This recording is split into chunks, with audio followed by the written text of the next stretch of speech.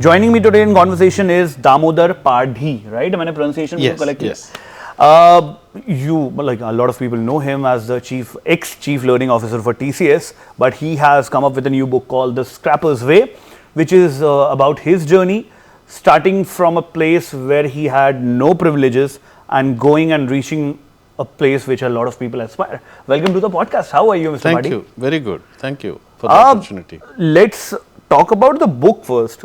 It is your journey. It is primarily a journey of a man or boy born in a very small town, in a very choti si shahar of India, and how he climbs up the corporate ladder and how he becomes a big man in the big corporate structure. How do you define the entire journey in like just 2-3 sentences maybe? The journey is learning. So that's how I will put it. This particular journey was very special to me for two reasons. One is that I never was a trained HR professional, but the role is a HR role. So you learn and then lead together. So that was definitely the unique aspect of the role. The other one is just the scale. You know, you are talking about Tata Consultancy Services, world's second biggest IT services company in terms of headcount, and you know, in terms of market valuation, many times number 1, number 2. So it's just a scale, lots of people. And you know, it comes with its own challenges. You get one thing right, the positive impact is massive, and you get one thing wrong, it can create havoc. Yep. So the scale factor was something. So those two I would put at the top. Okay. Why the name The Scrapper's Way? How come this name? Interesting question. Aabir, right? Aabir. So scrapper is not a very usual Indian word. Yeah. It's an American word. Yeah. So One who collects the scrap, right? that's the conventional you know, meaning. Okay. Scrapper, if you Google scrapper, it will describe you as a fighter, somebody who is resilient, fighter. Okay. That's what. Okay. Now, that's not the reason for which the name is scrapper. Okay. The genesis of the book, Aabir, is that I was there in California to receive an award, Chief Learning Officer of the Year award in 2017, given by Chief Learning Officer magazine. And my son was doing his economics in UCLA, and I called him that I have come all the way from India, come over, we'll have a night chatting, and then you can go back. So he knew that I was coming for receiving that award, and then morning when he got up, he actually came and joined me after the event. And when you have actually received the award? Actually, I have received the award. Of course, he was not invited. He didn't have any interest to see this whole funfair and all that. He said, so then in the morning, when I was taking the shower first, he also got a lot of LinkedIn, because he's a LinkedIn Connect friend of mine. And LinkedIn had published this award, and he got a lot of notifications. So then on the way to airport, he said, "Daddy, what is this award about? And can you show me some pictures and things like that?" So I showed him some pictures. Then he said, "You should write a book." I said, "Why?" "You should write a book about yourself. And you may not be knowing that for my college application, I had written your story as my personal statement. You inspired me, you may not believe." Then I just, you know, brushed it aside and said, "No, you're kidding. I don't have to write a book. I might write a book someday, but it will not be about me." Then he said, "No, I'm sharing with you this personal statement. I'm sending it to you right away. You read it, and still if you deny, then let's talk about it." I mean, he would not give up. So I read that personal statement, which actually forms the prologue of this book, Aabir. Wow. And how does it feel to have a kid who is damn great in negotiations? And the same And kid, you were leading the HR. same kid who used to ridicule me when I was pushing him for studying, he would say, "Daddy, did you have ever fun in your life?" You know, the same kid is projecting me as his role model and inspiring me to write a book. But the point is, to your question, the characteristics he described in that 2 or 3 pages write-up was the characteristics of a scrapper. So that is where the thought of scrapper came, the scrapper's way, and then the suffix making it big in an unequal world is actually an integral part of the title. World is unequal by design. Agreed. You know, so world is unequal in your design, so your response is also going to be unequal. How your unequal responses to an unequal world is shaping your career journey or life journey in general. Career is one part, your life in general. True. So that's the book, The Scrapper's Way, making it big in an unequal world. Let's dig deep into this. I have a couple of questions in mind, then I'll ask some more. The first one is, I'll move to the second one after this. The first one is, in a world of privileges, let's compare two examples in mind. A guy born in Delhi to a high class family, gets a very good education in a top notch school, goes to a very good university, secures a job, of course he has everything, or sits in the dad's business. On the contrary, a guy born in maybe like a Muzaffarpur in Bihar, Muzaffarpur, Bihar mein nahi hai. A guy born in a very small town, let's consider that, gets a decent enough education, not from a very high class posh school, but it's a very decent enough school. Can he also achieve that kind of a result? We have seen a lot of examples. But kya different kare wo, ya what exactly should be his course of action so that he can bridge that gap? It's a great question, and it's a very, intuitively it's a question grappled by many. Agreed. Right? Agreed. No, the question is here. The first one you said is basically opposite of a scrapper, the one who is born with a silver spoon. Agreed, yes. Right? Yes. Nothing against them. Yep. Okay. But the point is, the scrapper has an advantage. You know what that advantage is? What? The guy who is born with a silver spoon is carrying a burden of success all the time. But does he know that? He does not. Of course he does. He does. He does. You think a billionaire's son does not know that the expectations from the world is that he also has to be a billionaire or multi-billionaire? I may beg to differ on this, because a lot of times you will see examples where they think that this is how the world functions. Because my friends are also billionaires. My friends are also millionaires. That's what I am also saying. If he does not think like that, then it's a problem.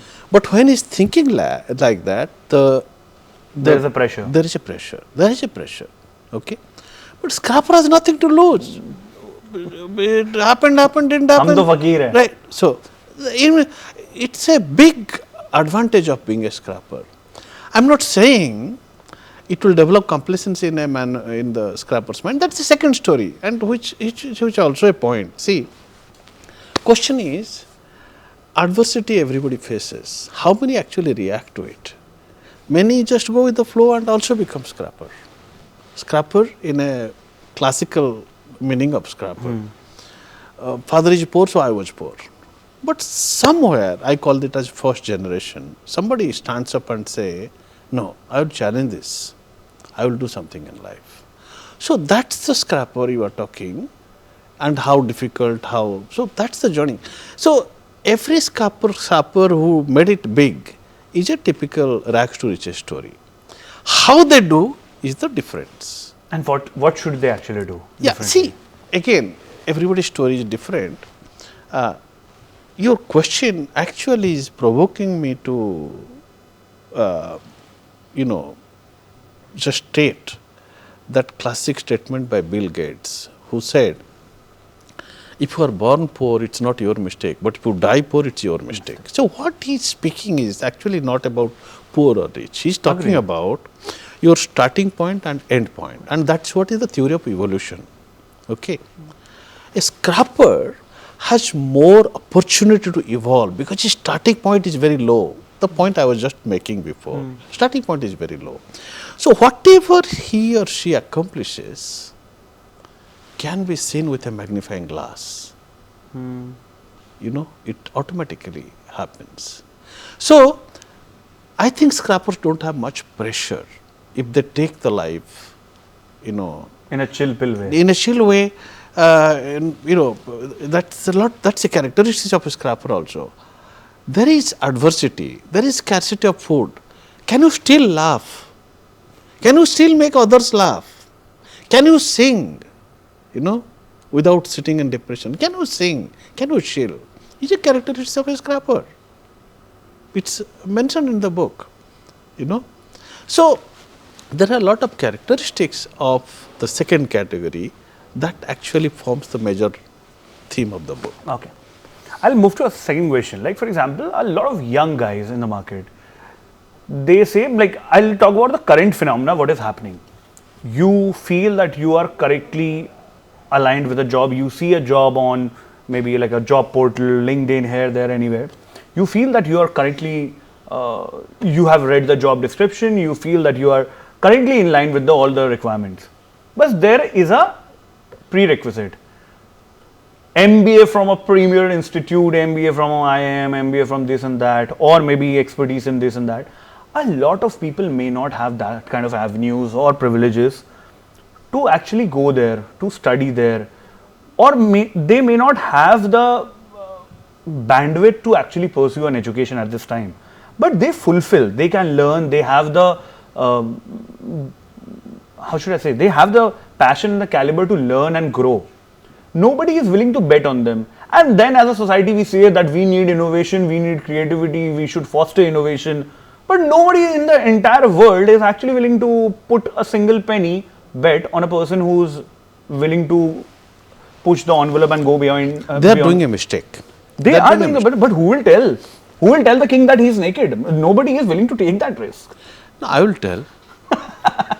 No, but how should this? Should this guy actually tackle this? One thing is that's probably problem number two. Problem number one is that a person who is not from a good background can still make it to good schools. Agreed. See, I am an example. I studied in NIT Rourkela. I wanted to go to IIT Kharagpur, which I could not do because of a particular health problem that time. I could not do so well in the interview, but I was good enough to qualify to NIT Rourkela, which was a regional engineering college, Rourkela then. I did go to IIT Kharagpur. I did get a chance to work in all top companies, HL, TCS, GE, back to TCS. So, somebody from that background also can make. Problem number one is, even if you are from a difficult background, still try to get into the best colleges, best companies. It's possible. Okay. I would not say I was lucky. I was, of course, partly lucky maybe, but I have worked for that. But what you are asking is, despite trying, somebody could not make it. That is why interviews are for. An interviewer is interviewing two candidates. One is from a classic B school and another one is from an average school. Now, if both of them do equally well in the interview, who I would bet on, you think? I would bet on the one who is not from a classical school, because his gradient is higher. From a very average background, if you could impress me in an interview, I will extrapolate that curve until in future he has much bigger potential to be more successful than somebody who started here and has reached here. Agreed. Extrapolate. So, I would always bet on the... No, what I was asking is fundamentally different. Like, for example, a guy working for an IT company as a techie, let's take a random example, as a techie who really want to transition into marketing maybe.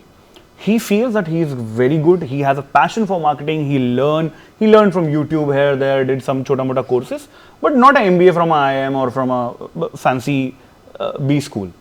He want to give an exam, he applied for a job, he is not shortlisted any time. He will never be shortlisted because he does not fulfill the criteria of an MBA from a big school. how does he actually like bridge that gap? How does he actually move there? Because सब जगह reference ही मांग रहे हो. How does he actually focus on that? He may get fewer number of calls. If after all, the screening system everywhere is not dictated by an algorithm. Somebody is looking at the resumes and so person will get somehow fewer calls. Okay. See, if the system is so bad that it's just rejecting the candidate left and right everywhere it goes, then we have to question the system, not the guy. Agreed. I'm questioning the system itself. Yeah. See, that's the reason I challenge the system. I challenge the conventional wisdom all the time. And if you give me a specific example, I will tell how you deal with this situation. And this particular example that you are saying, I would always say, challenge the system. Give the guy an opportunity. Okay, if the system is not listening, then that system will not progress well. System has to give opportunities to people who are not getting shortlisted. True. They have to. True. Because if the system is, algorithms that is just looking at the colleges and then, God knows how many things are happening in the system, religion, caste and Everything. gender, and Everything. total nonsense. It has to go. So, I would always try to influence the system. Again, I will come back to the book because these topics are very close to my heart, Aabir. Conventional wisdom is just to fight the ecosystem. My wisdom is not to fight the ecosystem. Fight the ecosystem, you derive lot of negative energy, carry lot of baggage, work with the ecosystem, influence the ecosystem. Take few good things from the ecosystem and charge up yourself, rather than getting bogged down by hundreds of negative energy about which you don't have any control, like traffic jam, pollution, global warming. I mean, these are big things. People are worrying about it. Why should I worry about it? I would rather worry about, I have this particular, the thing just you just mentioned, I am not getting shortlisted. I will not apply online. I will go to the reception with my file, conventional style. I want to meet somebody today. I want to meet Aabir for an interview. I would take that approach. Somebody will be impressed with my approach, boss, someday. Why do I go with the flow and meet, always keep on applying online and then not getting a response from anywhere? Walk up to a company and then show up in the reception unsolicited. Are you saying all companies will throw you out? Some company will like to see you. Maybe, yes. And make a difference there. Get one opportunity, make a difference there. And then this particular thing will be history. You do well in one job, then Makes you sense. get 100 people following you. Makes sense. Makes sense. What do you think about the startup culture which is hustling inside India? A lot of people are moving out of the tech world. You have been a part of TCS, agreed, and you certainly know of people. You may be knowing a lot of people, young kids, who are actually willing to move into the startup space. How do you see that changing in say 5-10 years? And is it a sustainable mode, or we are just seeing startups mushrooming here and there, and it's more of a bubble? What do you think about it? It's not a bubble. It's not a bubble. The startups are not a bad thing. In fact, if you have noticed, few examples of startups are the ones that came from a societal need. There is a need in the society, people are not able to see.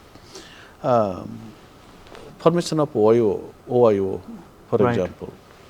The guy was roaming around and seeing that Nobody struggle gets a for room, accommodation and all that, and started with pilgrimage, tourism, and how to get affordable accommodation for.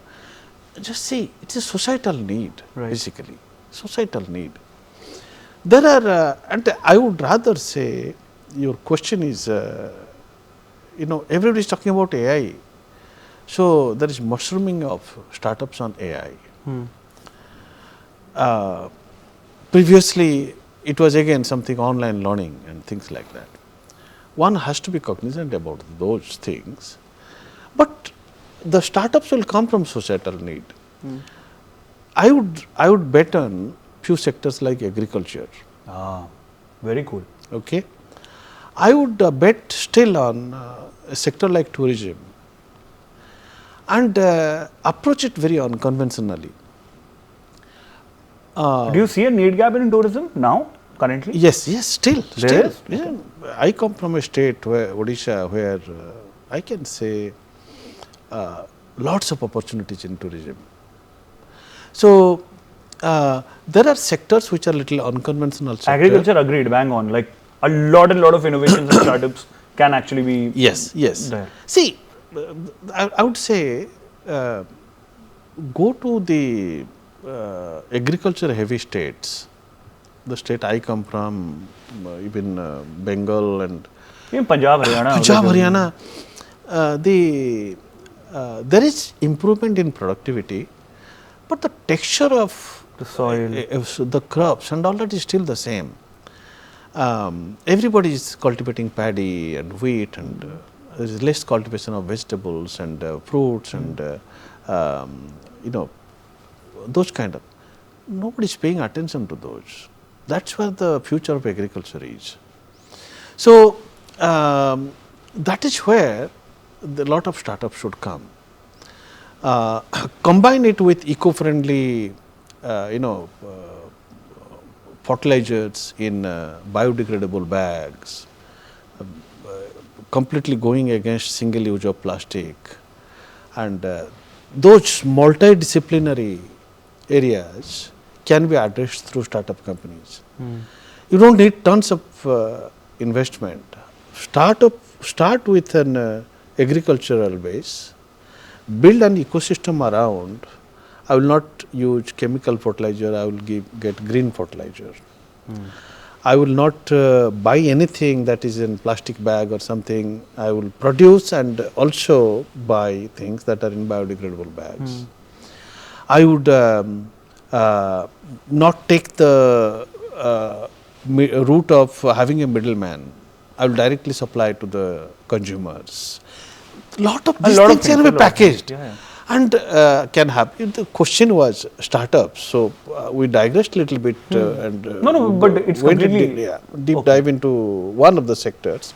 But the point is, earlier question was somebody is not giving an opportunity. Instead of applying for jobs 100 times and getting frustrated, just start something new. The things that I am mentioning you, it doesn't require too much of investment. And so start something new. And that's a startup. All startups do not have to be venture funded and seed funded. I mean, this just and that. The ability and the quality of starting something small and growing needs to be germinated. And plus a lot of emotional satisfaction, I feel. Emotional satisfaction. I started something from scratch. So, that's something important. Achha, how is the Scrapper's Way different from Jugaad? Or does it have a small component of Jugaad inside it? There is less Jugaad. Okay. There is less Jugaad. Jugaad means you don't have control. Everything is out of control, you are trying to juggle. No, that's not it's a very structured approach. Okay. It starts from self-realization. Remember, you are singing, you are playing, and you are fighting with siblings, and but somewhere in the mind, you are taking self-reflection, you are reflecting yourself, and you are saying, I don't want to, in my case, for example, limited source of limited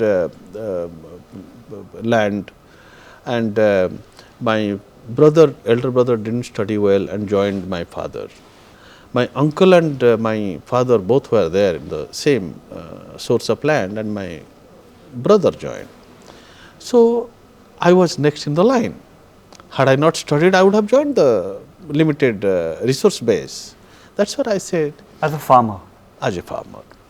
And priest and farmer, of course, we are Brahmins, so we have a little bit of privilege from that temple worship. And the point is, I said, I don't want to join the same, you know, resource base.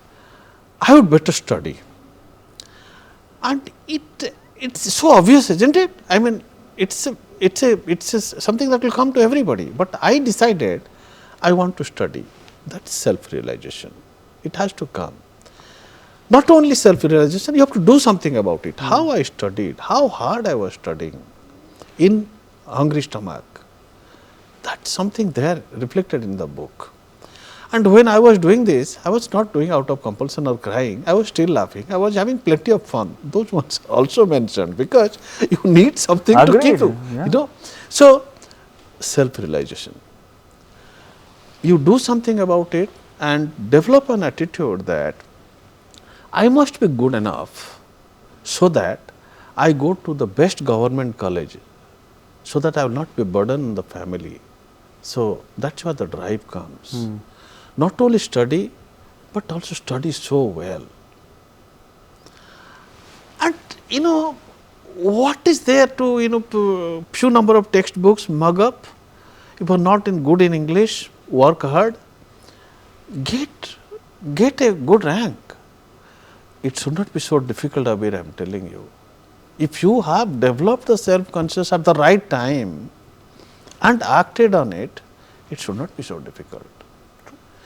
I mean, difficult is not a word in the dictionary. You get to that state of realization, then you get to a good government college. Your scarcity, limited source of you know, financial assistance is all there, but still, it's not so bad that you are going to starve to death. Have some food, manage, hibernate, but never ignore your study, which is the most important thing.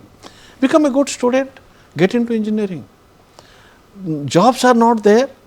You know, this is a classic example of my, which I have revealed in the book. When I joined NIT Roorkela, civil engineering was at the top. I did not have enough exposure to understand what civil engineering, mechanical engineering, electrical engineering. I joined civil engineering. My final year, I was rank holder. I am thinking, is this the life really I want? You were a civil engineer? My background is civil engineer. I have never worked in civil engineering. My final year, I was number 2 in our class and in an NIT. I said, do I really want to make a career in civil engineering? Looking at the way the civil engineers operate with state governments, contractors and things like that, I said, no, I don't want. Then, the subconscious mind, I was flying kites, many things related to kites. And talk about kites, think about aeroplanes, amazing connections. And you know, I said, I would study aerospace engineering.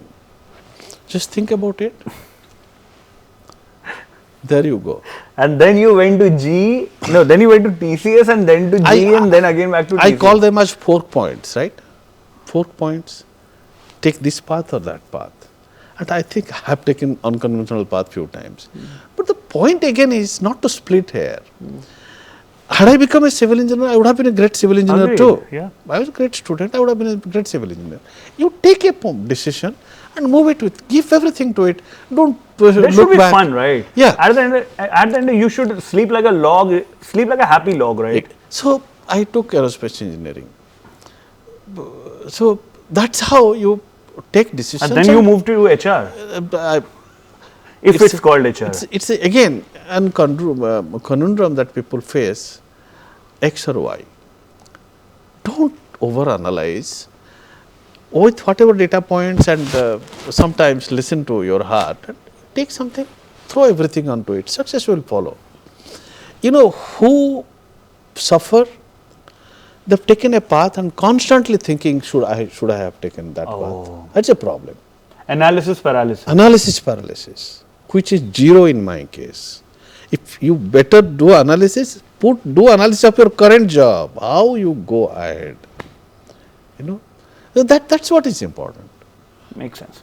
My last question to you, which is fundamentally a question for all those young kids who must be watching you now, or a lot of young people in their career who must be watching you now. Exams are around the corner. A lot of people have given the exams. Few may not have scored great marks. Few are dealing with a lot of mental stress and anxiety. A lot of young people are working in a maybe working in a toxic environment. They are not feeling great about it. What is your message to all those people to just ease out the pain, the mental pain or the anxiety out of the brain? The first thing I would say is just the previous one I said. Don't get to analysis paralysis. Don't worry about past. It has already happened. You have not done so well. That's where you are. Pick up the best possible option that's available in your current state. Best possible. If you have failed, only option for you is take the exam again. Bounce back. You have not got great grades, get into a college that accepts you, but be the topper there. That's the only thing I can tell you. Instead of regretting about your past, take an option, but try to be best there. Somebody will notice you. Your next exam will not be bad. You can only control what is next. You can't control what is past.